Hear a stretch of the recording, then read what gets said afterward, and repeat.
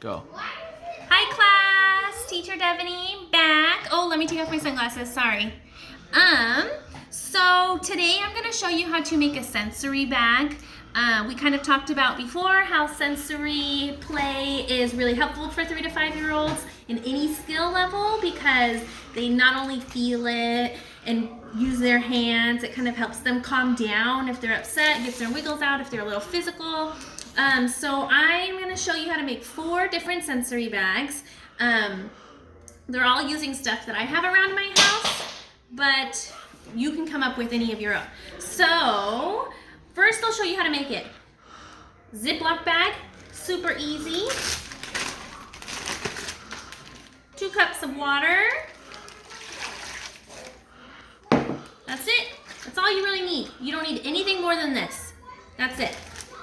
I'm sure all of you at one point have seen your child playing with like a squishy ball. This is the same kind of concept.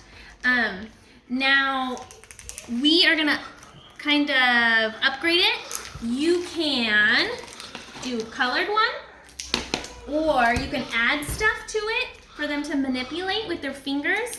Now, when you are, I'm gonna use pasta because I have so much pasta around my house. And I think I'm gonna do 10.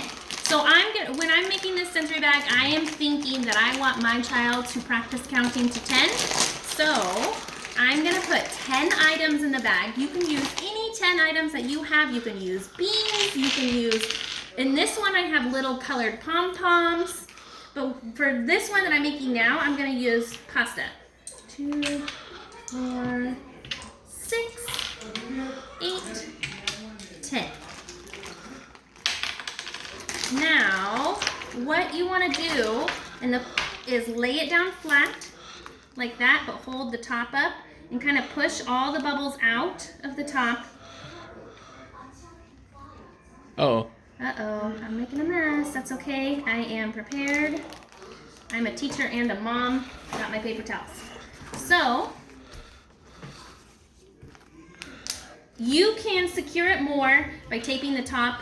I think this one should be fine because it's just water and it's nice and tight. So what you want to do when you have your child playing with their sensory bag, you can let them just sit and play with it. But what you'll want to do is ask them to push it with their fingers and count 1 at a time. 1, 2, 3, 4. It's harder than it looks. It'll be hard for a 3-year-old. 5, which is a good thing because you want them to use their little finger muscles. They're building these muscles so they can use a pencil later.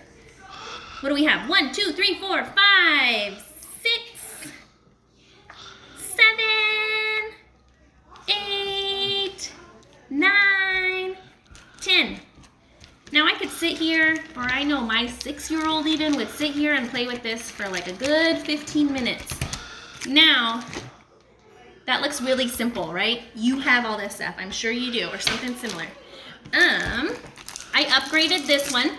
This one is taped at the top for a little more, to make it a little more secure. This one has change in it.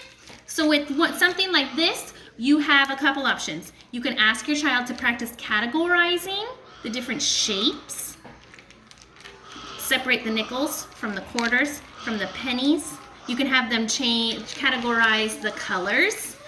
And categorizing is one of those early math skills. You can have them count them. If your child's a little more advanced, you can have them organize it into dollar amount or tell you what the change is for.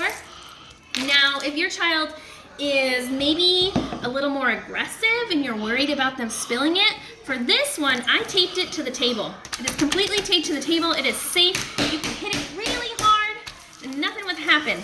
So in this one, I did colored pom-poms. Again, early math skills. Counting them. Finger manipulative. Practicing those muscles. Categorizing colors. Categorizing shiny, not shiny. Big or small. Stuff like that. Now this one's a little different. In your learning kit, you should have gotten a whiteboard. This one's a little bigger because this is my whiteboard at home. So with this one, I put some food coloring in the bag for fun. You don't have to, you just do water in a bag. But what we're gonna do with this one is I taped it to the whiteboard. Down here, I wrote the letter D for Teacher Devaney, and you're gonna ask your child to practice outlining the letters. Now you can do more than one letter. You can write their name so they can practice writing their name with their finger. But it's fun. It teaches them whatever you want. You can draw shapes, numbers, letters, and they can just sit and practice. Again, you can do it with just water in the bag. You don't need food coloring. But it feels really funny on your fingers. I'm sure you've seen like those infant water beds, things like that. This is the same idea. And you can put anything in here. Glitter, water, pom-poms, like anything you choose. But give it a shot. Tell me what you think. Send me a video or some pictures if you do this at home.